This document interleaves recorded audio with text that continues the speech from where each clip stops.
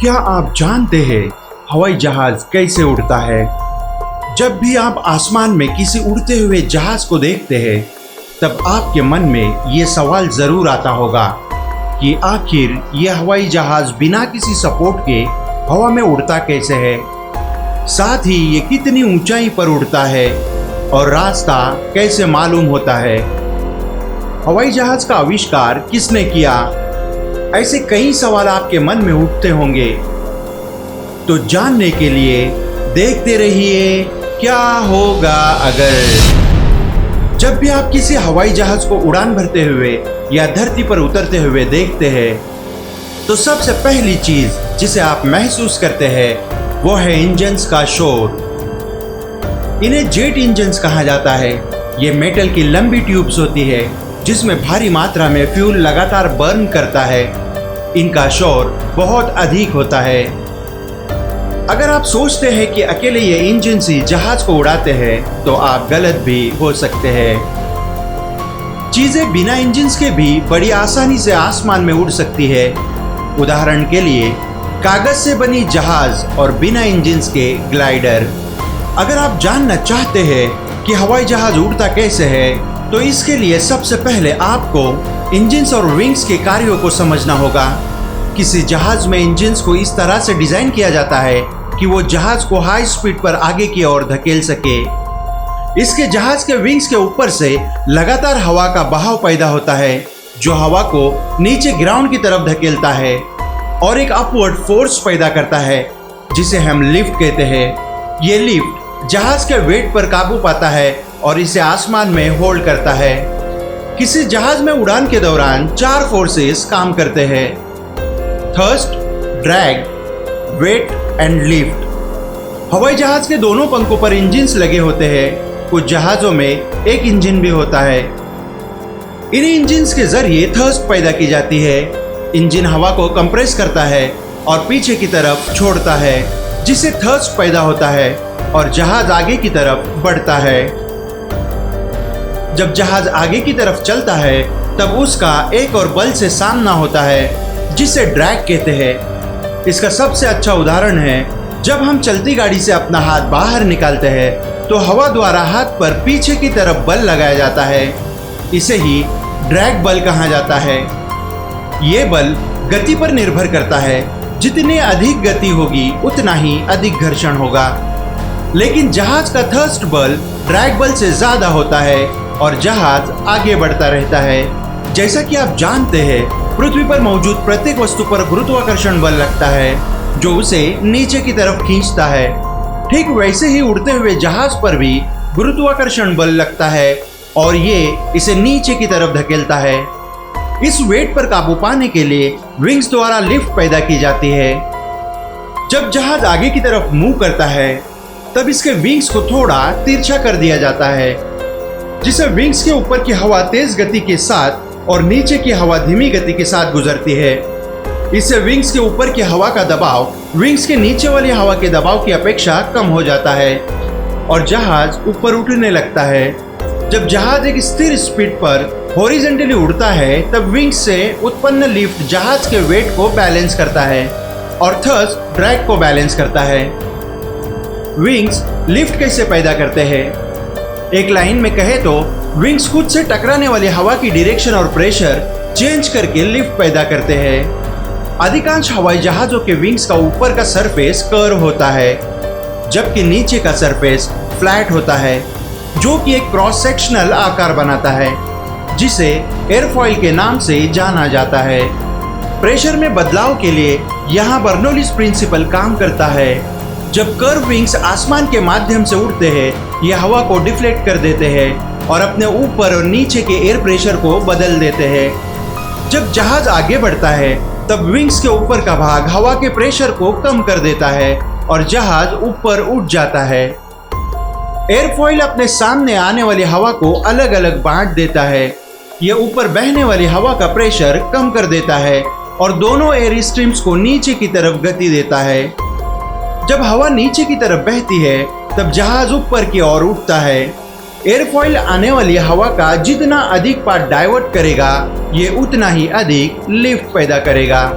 ऐसा क्यों होता है, आइए समझते हैं। जब हवा विंग्स के कर्व सरफेस से टकराती है, इसका प्राकृतिक इंक्लिनेशन एक सीधी रेखा में चलने का होता है, लेकिन कर्व सरफेस से टकराने के बाद विंग्स इसे अपने अराउंड और पीछे नीचे की तरफ धकेलते हैं। इस वजह से हवा बड़ी मात्रा में स्ट्रेच आउट हो जाती है। एयर मॉलिक्यूल्स की समान संख्या को अधिक जगह घेरने के लिए फोर्स किया जाता है और ये इसके प्रेशर को कम कर देता है। बिल्कुल इसके विपरीत विंग्स के नीचे की हवा का प्रेशर बढ़ जाता है, क्योंकि आगे बढ़ते हुए विंग्स अपने सामने आने वाली हवा के मॉलिक्यूल्स को कम जगह में पिचका देते हैं। विंग्स के ऊपर और नीचे के सरफेस पर हवा के प्रेशर का ये डिफरेंस हवा की स्पीड में एक बड़ा डिफरेंस पैदा कर देता है। इसलिए हवा के दो मॉलिक्यूल्स जब सामने से अलग होते हैं, तब जो मॉलिक्यूल विंग के ऊपर से गुजरता है वो टेल एंड तक काफी तेजी के साथ पहुंचता है, बजाय नीचे से गुजरने वाले मॉलिक्यूल के। इसके बाद ये दोनों मॉलिक्यूल्स स्पीड के साथ नीचे की तरफ आते हैं, क्योंकि विंग्स पीछे की तरफ झुके हुए होते हैं और ये जहाज को दूसरे महत्वपूर्ण तरीके से लिफ्ट करने में मदद करता है। एयरफॉइल से डाउनवाश लिफ्ट पैदा करने के दूसरे पहलू को समझना और भी आसान है। आइजैक न्यूटन के थर्ड लॉ ऑफ मोशन के अनुसार अगर हवा जहाज को अपवर्ड मोशन देगा तो जहाज को भी हवा को एक डाउनवर्ड फोर्स देना चाहिए। इसलिए एक जहाज भी अपने विंग्स का इस्तेमाल करके हवा को इसके पीछे यानी नीचे की तरफ धकेलेगा और लिफ्ट पैदा करेगा। ऐसा इसलिए होता है क्योंकि जहाज के विंग्स पूरी तरह से हॉरिजॉन्टल नहीं होते, बल्कि पीछे से थोड़ा झुके हुए होते हैं, ताकि वह हवा को एंगल ऑफ अटैक पर हिट कर सके। ये एंगल विंग्स अपने ऊपर से बहती हुई तेज हवा और नीचे से बहती हुई धीमी हवा दोनों को नीचे की तरफ धकेलते हैं, जो लिफ्ट पैदा करते हैं। यहाँ एयरफॉइल का कर्व टॉप हवा का अधिक पार्ट डिफ्लेक्ट करता है, बजाय स्ट्रेटनर बॉटम के, जो कि अधिक लिफ्ट पैदा करता है। विंग का कर्व शेप अपने ऊपर लो प्रेशर का एरिया बनाता है, जो लिफ्ट पैदा करता है। लो प्रेशर हवा को विंग के ऊपर गति देता है और विंग का कर्व शेप इस हवा को शक्ति के साथ नीचे धकेलता है, जो जहाज को ऊपर उठाता है। हवाई जहाज का आविष्कार ऑरविल और विल्बर राइट नाम के दो भाइयों ने किया, जिन्हें राइट ब्रदर्स के नाम से जाना जाता है। इस सब की शुरुआत तब होती है जब ऑरविल 7 वर्ष और विल्बर 11 वर्ष के थे। इनके पिताजी, जिनका नाम बिशप मिल्टन राइट था, इन्हें एक हेलीकॉप्टर खिलौना लेकर देते हैं जो कागज और बांस का बना हुआ था। दोनों भाई इस खिलौने के साथ तब तक खेलते रहे जब तक ये टूट नहीं गया। इसके बाद उन्होंने खुद का हेलीकॉप्टर खिलौना बनाया। इस खिलौने के साथ ही उन्होंने उड़ने का सपना देखना शुरू कर दिया। इनके इस सपने को पूरा करने में उनके पेरेंट्स ने भी उनकी मदद की। इनकी माता का नाम था सुसान के राइट, जिनकी मैकेनिकल चीजों में काफी अच्छी पकड़ थी। वो इंडियाना के एक कॉलेज में पढ़ने के लिए गई। उस समय बहुत कम महिला कॉलेज जाती थी। सुसान के मैथ्स और साइंस पढ़ाने में काफी अच्छी थी। इनके बच्चों ने इनसे बहुत कुछ सीखा। ये लड़के बड़े होने के बाद भी उड़ान के बारे में जानना चाहते थे। उन्होंने वो सब कुछ पढ़ा जो उड़ान से संबंधित था। राइट ब्रदर्स ने प्रिंटिंग के बिजनेस में भी हाथ आजमाया। उन्होंने 4 पन्नों वाला अखबार भी छापा। तब लोगों ने साइकिल सीखना शुरू कर दिया, इसलिए दोनों भाइयों ने साइकिल रिपेयरिंग की शॉप शुरू की। लेकिन इनका मन अभी भी उड़ने का सपना देख रहा था। सन 1900 तक उनका पहला ग्लाइडर टेस्ट के लिए तैयार था, जो कि देखने में पतंग की तरह था। उन्होंने उड़ान के लिए सबसे अच्छी जगह का अध्ययन किया। उन्होंने नॉर्थ कैरोलिना की किट्टी हॉक में एक रेतीली स्थान को चुना। सन 1901 से 1903 के बीच उनका डेटन और किट्टी हॉक के बीच आना जाना चला।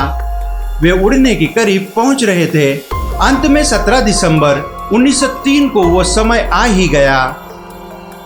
उस दिन उन्होंने 4 बार उड़ान भरी। पहली बार ऑरविल ने राइट फ्लायर उड़ाया। ये उड़ान करीब 12 सेकंड तक चली, जो कि 120 फीट ऊंची थी। उनकी दूसरी और तीसरी उड़ान 175 फीट ऊंची पहुंच गई। इस तरह उन्होंने और भी कई उड़ानें भरी। उन्होंने ये खबर अपने पिता को सबसे पहले भेजी। इसके बाद राइट ब्रदर्स ने नए डिजाइन्स के लिए पढ़ाई और अध्ययन जारी रखा। वो अपने फ्लायर को और भी बेहतर बनाना चाहते थे। उन्होंने दूसरे लोगों को भी उड़ान से संबंधित पढ़ाई कराना शुरू कर दिया और अपना फ्लाइंग स्कूल खोल लिया। देखते ही देखते दोनों भाई अमीर और मशहूर हो गए। शुरुआती दिनों में पायलट्स जहाज की खिड़की से बाहर देखते थे और विजुअल लैंडमार्क यानी खगोलीय नेविगेशन के जरिए रास्ता पता लगाते थे। 1920 के दशक में जब अमेरिकी एयरमेल वाहक उड़ान भरते थे तो पायलट रात में रणनीति रूप से जमीन पर रखे अलाव की सहायता से नेविगेट करते थे और इन्हीं एयरमेल पायलट्स के लिए दिन के समय विशाल कंक्रीट एरोज को जमीन पर रखा जाता था, जिन्हें पायलट्स देखकर रास्ता पता लगा लेते थे। आज के इस आधुनिक युग में जीपीएस के जरिए पायलट्स के लिए रास्ता ढूंढना और भी आसान हो गया है। पिछले कुछ वर्षों से जीपीएस पायलटों के लिए नेविगेट करने का प्राथमिक तरीका बन गया है, जो सबसे कॉमन और सबसे एक्यूरेट नेविगेशन सिस्टम है। यह बिल्कुल स्पष्ट और निश्चित सैटेलाइट डेटा पर आधारित होता है, जिसे किसी ग्राउंड स्टेशन से लेकर हवाई जहाज के जीपीएस रिसीवर तक सैटेलाइट से प्रसारित किया जाता है। ये कॉकपिट में लगे जीपीएस डिस्प्ले पर स्पीड, डायरेक्शन और वे पॉइंट से डिस्टेंस तक का बिल्कुल एक्यूरेट डेटा उपलब्ध कराता है। आज के समय में जीपीएस में प्राय दूसरे सिस्टम भी सम्मिलित किए जाते हैं, जिसे traffic collision avoidance systems, weather avoidance और टेरेन अवॉइडेंस सिस्टम्स। ये नेविगेशन सिस्टम आज के व्यस्त एयर स्पेस में पायलट के लिए सबसे भरोसेमंद साबित हो रहा है। जीपीएस सिस्टम किसी पायलट के लिए अंतरिक्ष में किसी एक पॉइंट से लेकर अंतरिक्ष में किसी दूसरे पॉइंट तक उड़ना भी संभव बनाता है, जो कि पहले की नेविगेशन सिस्टम के जरिए संभव नहीं था। इस कारण से जीपीएस यूजर समय और धन की बचत करते हुए अधिक कुशलता से उड़ सकते हैं। जीपीएस से पहले बोनफायर्स, पायलटेज, डेड रिकनिंग और व्यूअर जैसे तरीकों को फ्लाइट नेविगेशन के लिए इस्तेमाल किया जाता था। एक विमान कई प्रमुख कंपोनेंट्स जैसे कि हवाई जहाज का ढांचा, विंग्स, अंडर कैरिज आदि के साथ बनाया जाता है। इसमें विभिन्न कंपोनेंट्स को विभिन्न धातुओं के साथ बनाया जाता है, जो निर्भर करता है इस बात पर कि कंपोनेंट्स का फंक्शन क्या है और इसे सही से काम करने के लिए कौन सी विशेषता चाहिए। विमान निर्माण के लिए उपयोग की जाने वाली धातुओं में स्टील, एल्यूमिनियम और टाइटेनियम शामिल है, जिनमें से प्रत्येक में कुछ गुण होते हैं जो उन्हें इस उपयोग के लिए आदर्श बनाते हैं। उम्मीद है आपको वीडियो पसंद आई होगी। अगर आपको हमारा कंटेंट पसंद है तो हमारे चैनल को सब्सक्राइब करें, बेल आइकन पर क्लिक करके ऑल वाली नोटिफिकेशन को ऑन करें, ताकि आने वाली नई वीडियो की नोटिफिकेशन सबसे पहले आप तक पहुंच जाए। वीडियो को लाइक करें और अपने दोस्तों के साथ शेयर करें। ऐसे ही मज़ेदार वीडियोज़ के लिए देखते रहिए क्या होगा अगर।